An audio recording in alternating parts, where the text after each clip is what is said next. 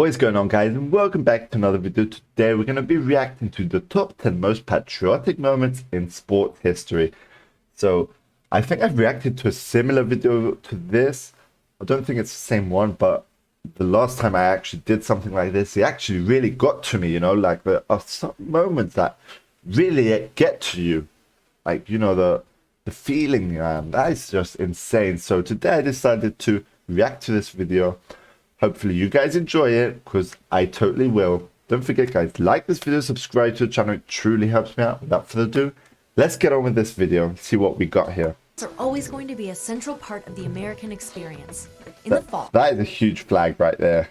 Americans tune in to watch their favorite sports, be it the NFL, MLB, NHL, and even the NBA. Every 2 years, we come together as a nation to support Team USA in the Winter or Summer Olympics. We even sometimes come together to watch the United States compete in World Cup play. It's happened. From the yellow ribbon tied around the Superdome during Super Bowl 15 to remember hostages taken in Iran, to chants of USA, USA, when a crowd in Philadelphia learned about the death of Osama bin Laden. American sports fans and players wear their American hearts on their sleeves. So let's check out the top 10 most patriotic moments in sports history. Number 10. Team USA carries the World Trade Center flag to the Olympics. Rarely does a flag presentation at the Olympic Games happen to a quiet crowd. But as 8 members of Team USA, flanked by members of the New York Police Department and New York Fire Department, marched the flag of the host country into the 2002 Winter Olympics in Salt Lake City, you could hear a pin drop. The flag they carried was found in the rubble of Ground Zero and had flown atop the World Trade Center in New York when the buildings were attacked on September 11th, 2001. That's the video we reacted to, this one. That flag was under the debris for 3 days before being found and given to the National Guard. Wow. It took some time to convince the International Olympic Committee, who is responsible for keeping politics out of the Games, to approve the display of the torn and tattered banner. But on opening night, the World Trade Center's old glory flew proudly once more. Number 9. Rulon Gardner defeats the undefeated. For a decade, Alexander Karelin was the world's dominant super heavyweight wrestler. By the time the 2000 Olympics rolled around, Karelin, aka the Russian Bear, aka Alexander the Great, hadn't been defeated in a match since Russia was still called the Soviet Union. And even then, that was his only loss, until he faced off with a dairy farmer from Wyoming. In 6 years, Karelin hadn't even given up a single point to an opponent. His American opponent, Rulon Gardner, hadn't placed higher than 5th in the world up until this point, and even lost to Karelin 5-0 before.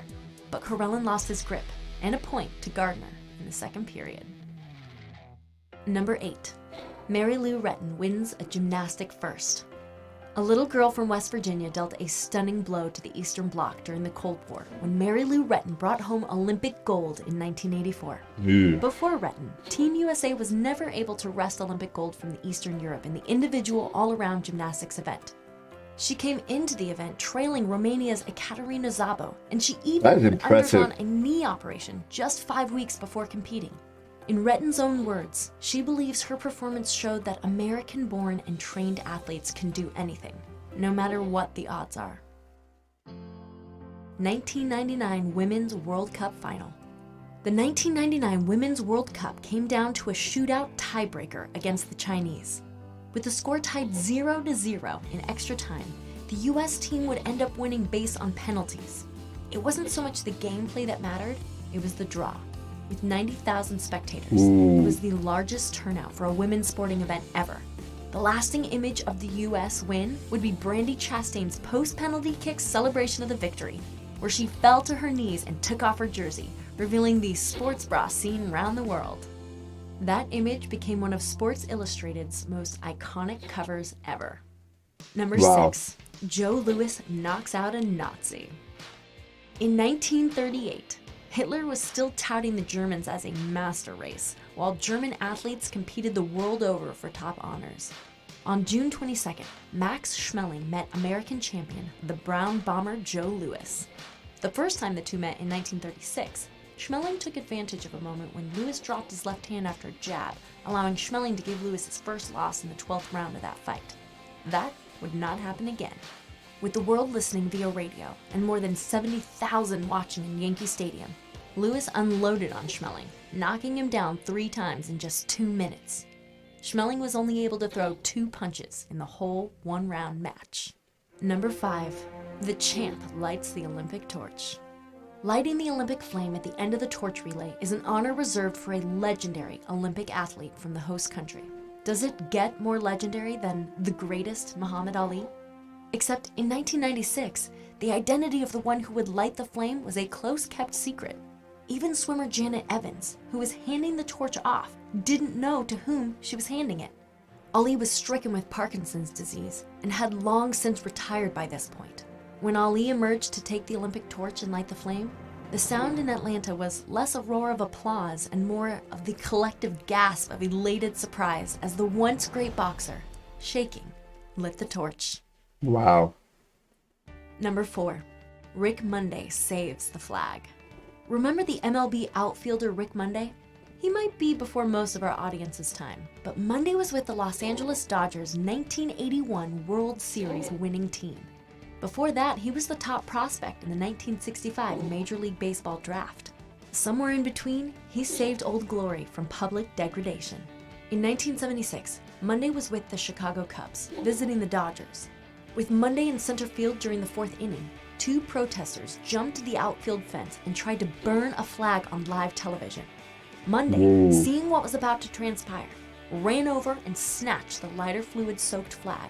The protesters were arrested, and Monday was able to keep the flag. Ever since that day, Monday used the actual flag to raise money for military families. Number 3. That is insane. The president's post-9/11 opening pitch. It might be hard to imagine the leader of the free world facing a new global war on terrorism, being psyched out by throwing the first pitch in Yankee Stadium. But in his own words, he absolutely was. Thousands of New Yorkers came to the stadium to watch President George W. Bush throw the pitch to open Game 3 of the 2001 World Series. It was also just weeks after 9/11. He didn't want Americans to think the president was incapable of finding the plate. But as he practiced, Yankee Derek Jeter told him that he needed to both throw from the mound and not in front as originally planned, and not bounce it. "They'll boo you," he told the president. Bush, shaken but loose, walked onto the field and threw a strike to an eruption of applause. Number 2. The Buckeye Bullet burns Hitler. Before he ever arrived in Berlin for the 1936 Olympic Games, Jesse Owens had already set 3 world records and tied another. At Ohio State, he won 8 individual NCAA championships, which was a record in its own right. When he arrived in Berlin, he knew Nazi Germany was using the games as a showcase for its racial policies, but he was determined to compete anyway. Owens went on to win 4 gold medals in 1936. Impressive. An unrivaled achievement until some 50 years later when Carl Lewis did the same in 1984. When Owens won gold in the long jump, the Olympic Committee told Hitler he had to greet all the winners or none at all. Hitler opted for none. As Owens won other events, Hitler would leave early.